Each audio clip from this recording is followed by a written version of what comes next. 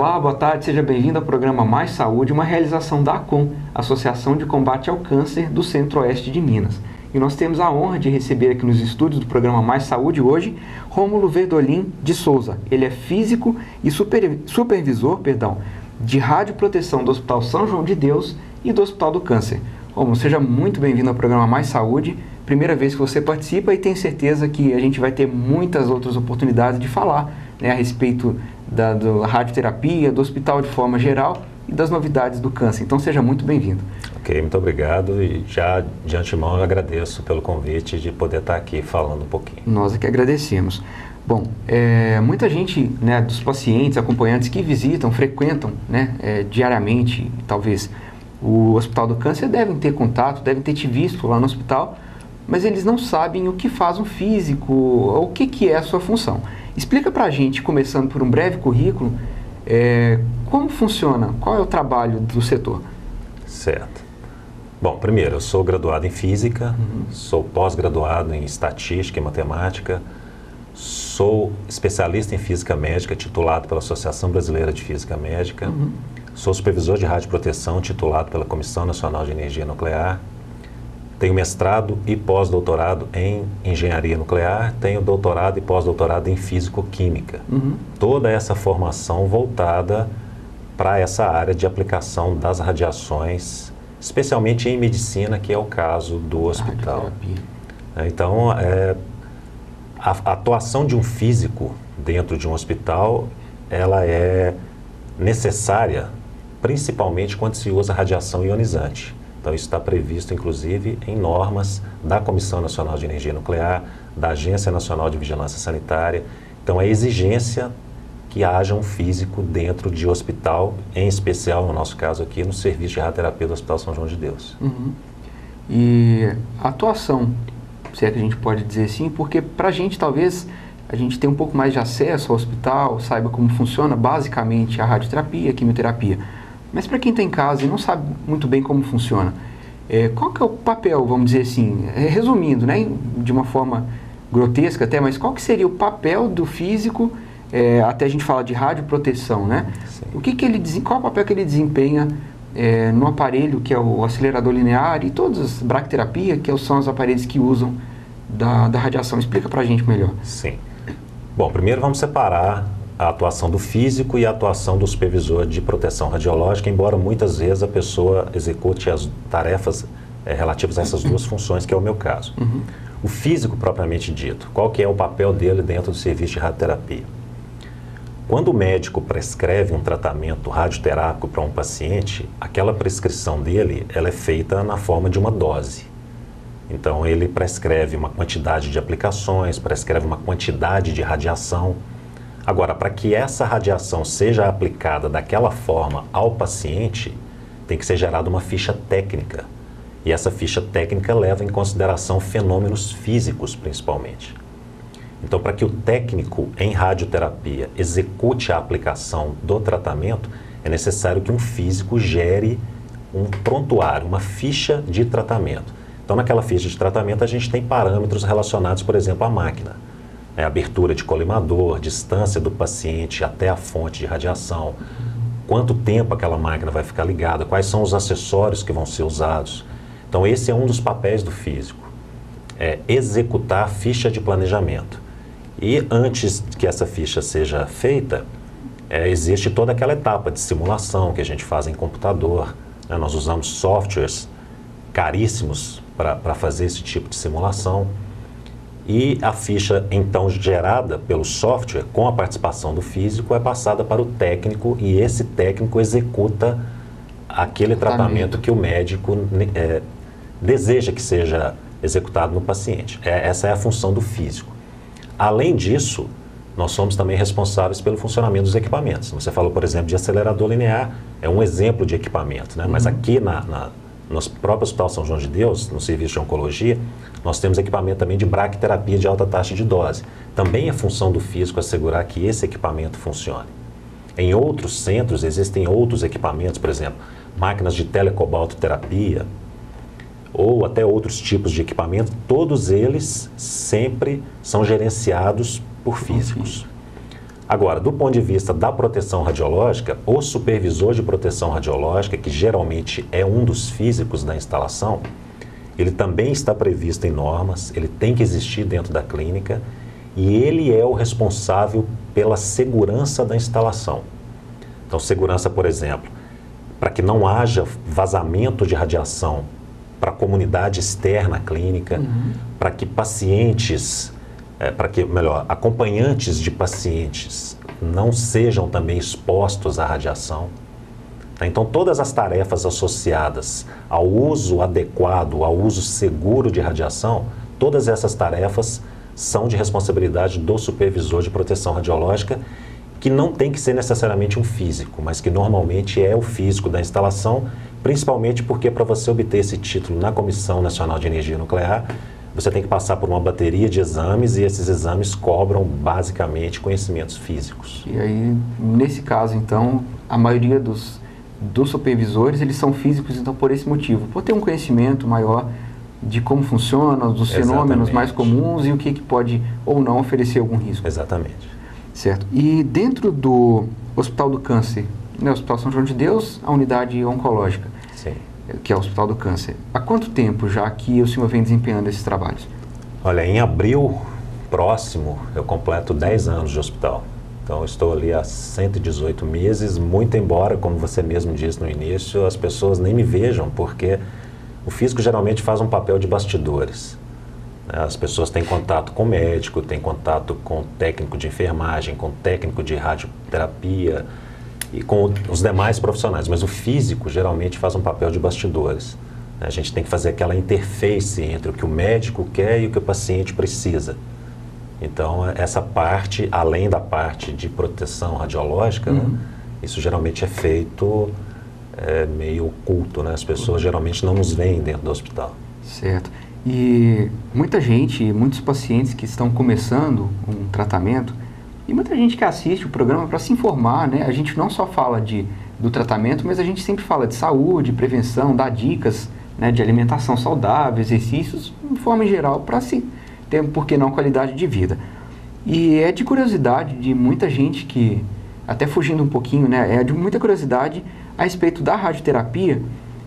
O paciente, ele tá, né, muita gente não conhece, explica pra gente, até antes de perguntar a respeito do paciente, como que funciona a sala onde ficam os aparelhos, né? Por exemplo, quando a gente vai fazer um exame de raio-x, seja odontológico, um exame comum, Sim. tem toda aquela proteção de colete, de todo aquele material. Sim. Qual que é a diferença, assim, até mesmo a título de curiosidade para quem está nos assistindo? E essa seria uma pergunta.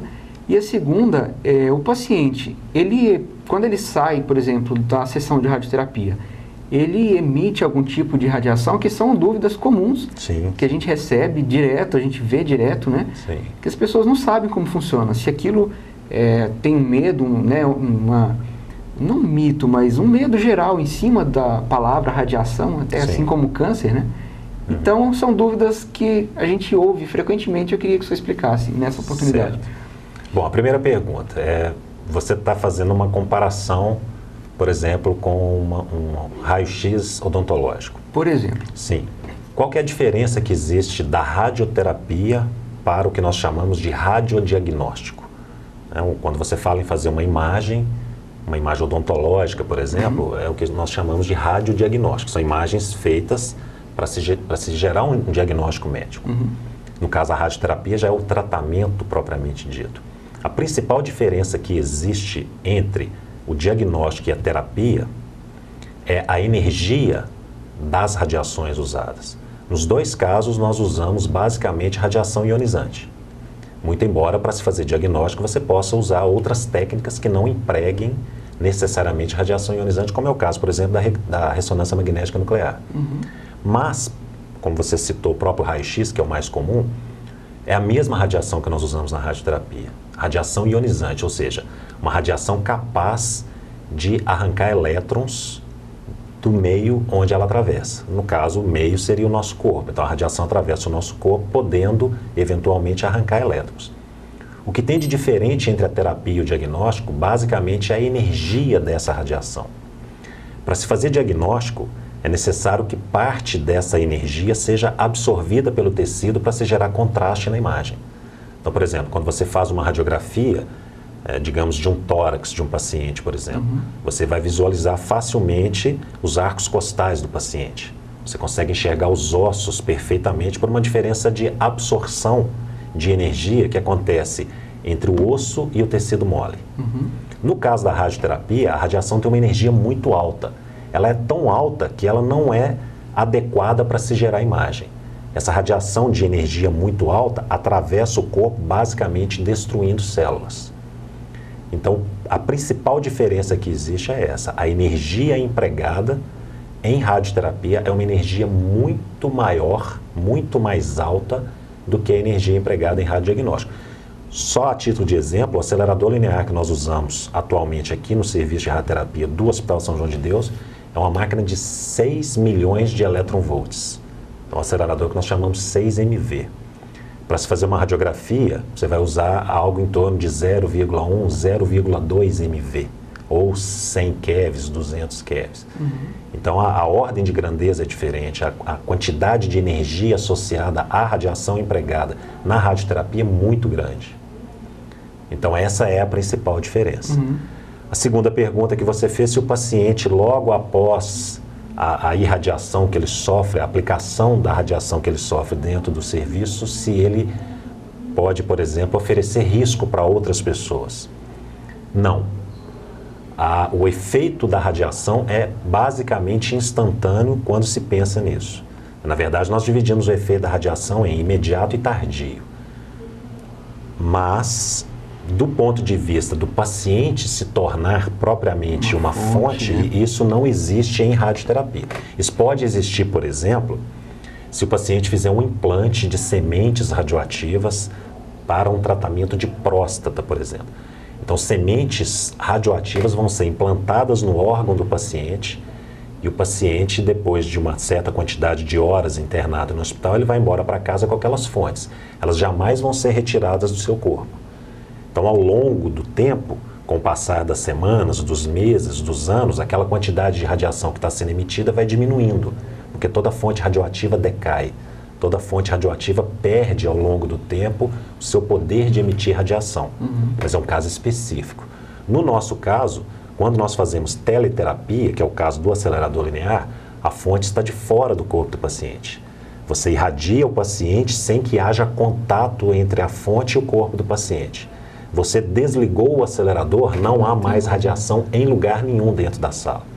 No caso da bracterapia, nós colocamos aplicadores no interior do corpo do paciente, a fonte entra no aplicador, não tem contato nenhum com o paciente, no final do tratamento essa fonte é recolhida, o aplicador é retirado, o paciente vai embora para casa também da mesma forma, sem que haja qualquer substância, qualquer material, qualquer objeto radioativo dentro do seu corpo. Bom, a conversa está muito legal, a gente vai fazer um pequeno intervalo, somente para a gente voltar com um fôlego novo, com muito mais informação para você. Não saia daí.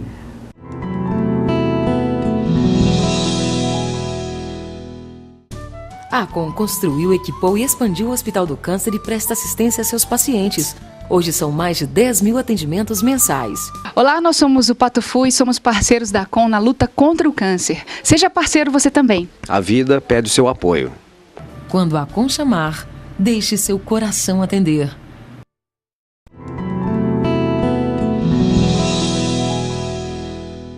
Olá, boa tarde. O programa Mais Saúde está de volta e hoje nós conversamos com Rômulo Verdolin de Souza. Ele é físico e supervisor de radioproteção do Hospital São João de Deus e Hospital do Câncer. Continuando então as nossas informações, a diferença básica então entre a radioterapia e a bracterapia seria a forma de aplicação. Podemos dizer sim ou talvez não? Sim, a gente divide radioterapia em teleterapia e bracterapia. Quando você diz teleterapia, você está querendo dizer que a fonte está a uma determinada distância do corpo do paciente. Essa distância pode ser, por exemplo, 50 centímetros, 80 centímetros, 100 centímetros. Quando você diz bracterapia, você está dizendo que a fonte está próxima. Próxima quanto? Ela pode estar, inclusive, em contato com o paciente. Mas, geralmente, ela vai estar a uma distância muito pequena e, na grande maioria das vezes, dentro do corpo do paciente. porém é o que a gente chama de implante temporário. Você coloca a fonte, faz a irradiação e retira aquela fonte. O paciente não leva aquilo para casa. Diferente do exemplo que eu dei das sementes de braquiterapia, que são implantadas permanentemente no corpo do paciente. Certo. É muito diferente, né? Você deve estar concentrado aí na televisão, porque realmente são informações que rondam, né? Uma coisa que a radiação, muita gente tem medo, né? Quando fala, inclusive, né? Abre um parênteses, muita gente fala, não uso micro-ondas porque isso faz mal. Eu não uso celular. Então, assim, fechando parênteses, é um tema que cria, né, uma distorção muito grande de um medo, né? Em cima disso, na verdade. Mas não deixa de ser um tratamento muito moderno, né? Em que você consegue ir diretamente naquele ponto, tanto que a radioterapia ela não tem os efeitos, por exemplo, que a quimioterapia provoca, né? Aqueles efeitos colaterais, vamos dizer assim. Ela tem, né? Imagino que tenha seus efeitos, mas eles são bem menores do que, imagino, né? Do que os causados pela quimioterapia. Quando você fala em efeito colateral, fica difícil a gente fazer uma comparação entre radioterapia e quimioterapia. A quimioterapia é um tratamento sistêmico. Então, o paciente recebe aquela medicação e aquele material químico, ele vai se distribuir pelo corpo todo. Tudo, né? A radioterapia é um tratamento localizado. Então, por exemplo, se o paciente tem uma determinada lesão em um dedo da mão, por exemplo, nós irradiamos somente aquele dedo. Não há necessidade de se irradiar outras partes do corpo. Então, os efeitos colaterais, quando acontecem, geralmente ficam confinados àquela área. É até curioso isso, a gente vê às vezes paciente que chega para fazer radioterapia com a preocupação, que meus cabelos vão cair, algo geralmente comum na quimioterapia, mas às vezes o paciente vai fazer uma irradiação de próstata, vai fazer uma irradiação, por exemplo, num braço, numa perna, quer dizer, não existe razão para pensar que os cabelos vão cair por causa da radiação, porque o tratamento é localizado. É irradiada somente aquela região de interesse e só faz sentido que haja efeito colateral naquela região. E o que a gente pode falar de novidades no tratamento do câncer, seja na radioterapia, de forma geral? Sim. Né, talvez aprofundando mais um pouco nessa questão, o que a gente pode trazer de novidades? Bom, a radioterapia é uma técnica, né, um conjunto de técnicas de tratamento de doenças, não só o câncer, mas diversas doenças, que existe há mais de 100 anos. Basicamente, desde a descoberta dos raios-x, que se usa radiação ionizante no tratamento de doenças. A radioterapia, ela vem evoluindo muito ao longo do tempo, principalmente com o uso da eletrônica, com o uso da informática, né? Então, se nós pegarmos aí as máquinas que eram usadas, por exemplo, nos anos de 1950, 1960, são muito diferentes das máquinas que são usadas hoje. No início se usava muita máquina de cobalto, né? Então, uma fonte radioativa, que é uma máquina basicamente mecânica, né? A fonte é exposta durante um certo tempo, no final do tratamento aquela fonte é recolhida para dentro de um cofre. Então, é uma máquina quase que só mecânica. Um acelerador linear é um conjunto muito grande de eletrônica e de informática. Então, são máquinas de altíssima tecnologia, são máquinas que hoje podem custar alguns milhões de dólares, dependendo das tarefas que elas são capazes de executar. Então, por exemplo, a gente tem técnicas que hoje já são difundidas mundialmente, como IMRT e GRT, que são técnicas onde a radiação que é liberada pelo acelerador linear, ela pode ser modulada de acordo com o formato tridimensional da lesão. Então você faz com que chegue mais radiação, onde, por exemplo, um determinado tumor tem uma espessura maior, e menos radiação onde ele tem uma espessura menor. E com isso você consegue também poupar mais os tecidos sadios que estão nas imediações daquela região tumoral. Então hoje a radioterapia tem evoluído muito, existem muitos equipamentos, inclusive equipamentos robotizados que já funcionam para se fazer, por exemplo, radiocirurgia. Hoje você consegue fazer cirurgias muito pequenas, sem que haja qualquer tipo de invasão no corpo do paciente, né? Uma radiocirurgia cerebral, por exemplo, né? Inclusive é algo que está para ser implantado aqui na nossa clínica, nós estamos aguardando a chegada de um novo acelerador linear. Então são técnicas, exatamente, são técnicas novas que nós deveremos colocar em funcionamento aqui no hospital no futuro próximo.